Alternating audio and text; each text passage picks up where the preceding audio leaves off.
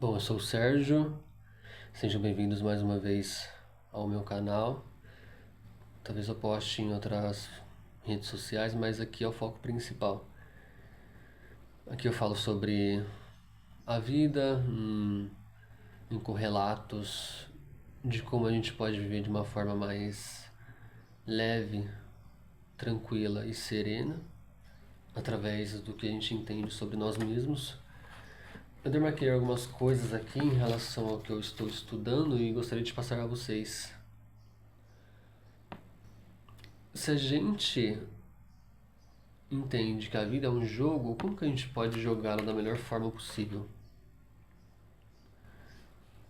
O que essa frase de que a vida é um jogo se intua nos seus pensamentos? Não como um videogame que quando éramos crianças jogávamos sem a pretensão de acabar rápido. A gente tinha tanto entusiasmo, tanta empolgação, tanta vontade de passar as fases, de vencer os vilões. É quando a gente passa para a vida adulta, a vida se torna o nosso videogame.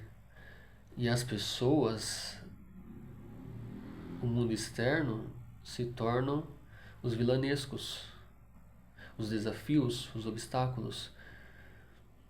Como que a gente pode entender isso? Se a vida é um jogo e a gente pode gamificá-la, ou seja, no videogame convencional, o boss ele fica por último, certo? Na vida real é ao contrário, você tem que vencer o boss primeiro.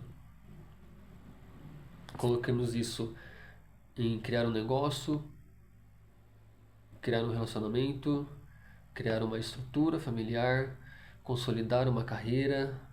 Quando você dá esse primeiro passo acima do medo, é onde você consegue derrotar o boss. E após isso, todo o jogo da sua vida ficará mais fácil nos termos subjetivos. Ou seja, cada pessoa que entra na sua vida é um personagem que está lá para lhe ensinar algo, para ser o complemento para você passar aquela fase, seja a fase que você está agora, qual for ela. Não há bem e mal nesse quesito, só há aprendizado. Ou seja, como você é adulto, como nós somos adultos, se coloque interiormente como uma criança jogando esse jogo da vida. Com entusiasmo, com perseverança, talvez com um pouco de raiva, e, enfim, ter que voltar várias vezes a mesma fase até você aprender a como jogá-lo, a como obstruir os obstáculos e passar por eles de forma mais automática, porque você repetiu tanto aquela fase que para você cada tentativa se torna mais fácil. E esse mais fácil não é sinônimo de que não virá fases difíceis à frente para você repetir o mesmo processo arduamente. Ou seja, as pessoas estão no seu entorno para lhe ensinar algo o tempo todo. Pessoas são acessos. Quando você não tem acesso a um tipo de conhecimento, o que você faz? Você vai atrás de outros seres humanos que têm aquele conhecimento. Eles te dão a chave para você abrir mais fendas neurais no seu cérebro para você consolidar aquele aprendizado, aquele conhecimento. Tanto é que tudo que a gente experiencia no mundo real é um pensamento e uma ideia que foram consolidadas na matéria.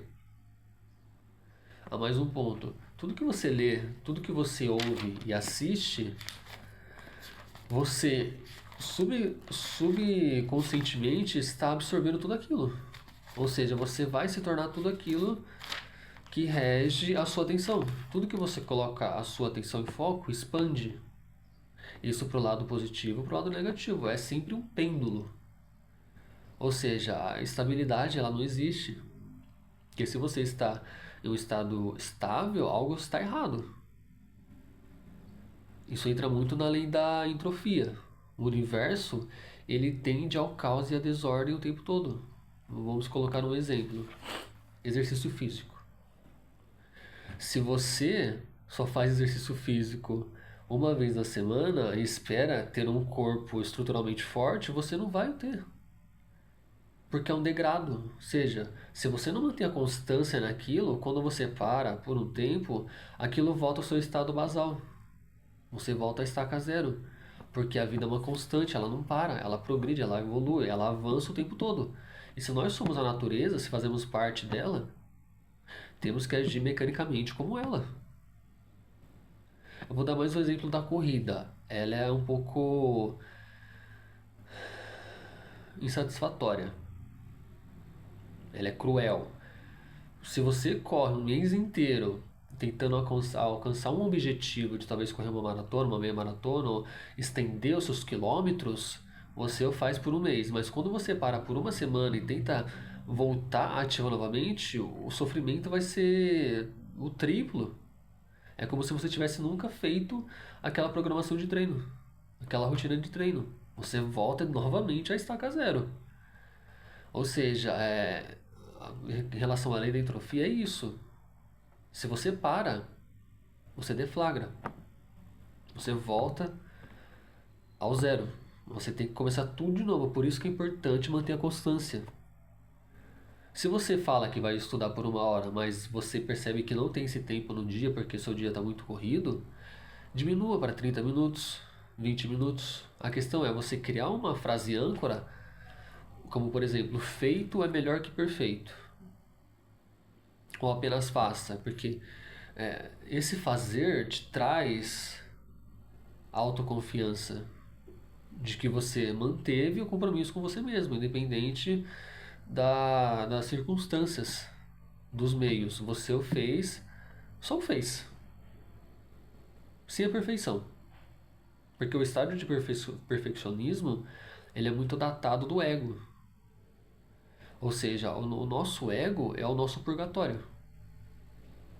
Assim como no céu, nossa mente consciente, assim como na terra, nosso corpo e o nosso ambiente. O ambiente, ele vai regir o seu futuro. Porque é através do ambiente que você consolida comportamentos. Por isso que é muito importante você ser seletivo com quem você escolhe ao seu lado.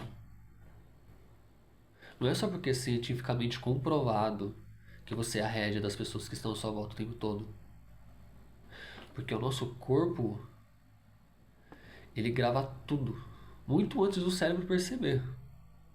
Por isso que você entra num lugar, você denota e pressente que o seu corpo está tenso, ele está rígido, que você sente que talvez venha uma ansiedade, que você não sabe de onde está vindo, mas é o seu corpo dizendo para você que aquele ambiente, aquelas pessoas não são seguras para você, porque ele pesca tudo do seu passado e só transfere para o momento presente, através da captação de estímulos e de bits. Milhões de bits são processados o tempo todo. A gente não percebe porque é um mecanismo tão automático do nosso subconsciente que ele já não diz se algo é certo ou errado para ele. E você não percebe isso porque você está tão desfalcado, a sua atenção está tão fragmentada em talvez ser visto, ser aceito, de que a sociedade emprega que você tem que ser uma pessoa talvez um pouco conveniente demais, que você se entrega às expectativas alheias e não à sua. Mas já parou para pensar que você não vive a sua vida? Você desde pequeno foi condicionado para viver uma vida que não é sua? A partir do momento que você para para pensar que você está vivendo através de fios invisíveis que controlam você e as suas decisões o tempo todo, isso entra muito no estado reativo da coisa, que você só reage a tudo o tempo todo. Enquanto você não entender que há uma inteligência infinita na sua mente que está também o tempo todo lhe dizendo o que você precisa fazer, mas você não faz porque você acha que são vozes aleatórias nos seus pensamentos, sendo que não é. A vida ela é muito mais do que esse mundo material. Eu vou lhe dar um exemplo a vocês do que eu conotei aqui. Para você obter o conhecimento certo, para você sair dessa Matrix, na verdade não sair dela, mas fazer parte dela de uma forma mais desperta, mais consciente. Tudo são níveis de consciência. A fase que você está agora é a qual o seu nível de consciência lhe permite estar. Talvez você precise passar por isso para avançar ao próximo nível. A vida é um jogo. A vida tem níveis. Níveis financeiros, intelectuais, relacionais, interpessoais. Todo livro que você lê vai lhe servir para alguma coisa, para outra já não serve, porque são vidas diferentes, são momentos de vida diferentes. O relógio de vida de cada um não é igual. Por mais que exista bilhões de seres humanos no planeta, cada ser humano é único, é um átomo único, é uma energia vibracional única. Por isso que é muito importante entender que você é um rádio que está captando frequências vibracionais o tempo todo. A frequência da abundância, da prosperidade, da riqueza, da paz, da serenidade, todas estão ressoando pelo cosmos, por esse planeta Terra.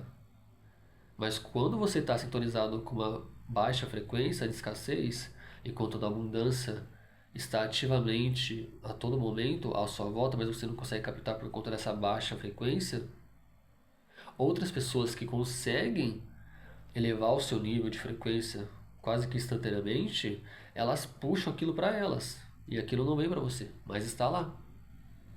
A questão é você reorganizar, ressignificar, entender que a frequência ela parte de você, do que você sente, através de tudo aquilo que você diz para você mesmo.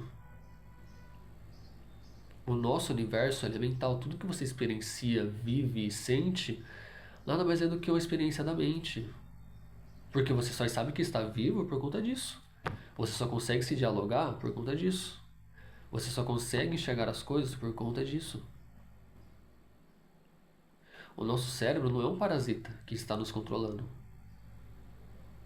Ele é um simples mecanismo para aqueles que sabem usá-lo.